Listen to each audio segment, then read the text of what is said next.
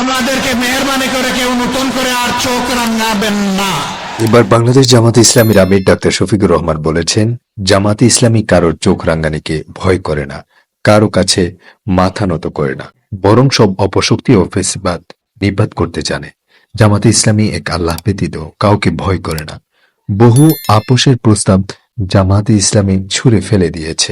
মঙ্গলবার বিকেলে পল্টন মোড়ে বাংলাদেশ জামাতে ইসলামী ঢাকা মহানগর কর্তৃক এটিএম আজহারুল ইসলামের মুক্তির দাবিতে আয়োজিত বিক্ষোভ সমাবেশে প্রধান অতিথির বক্তব্যে ডাক্তার শফিকুর রহমান এসব কথা বলেন।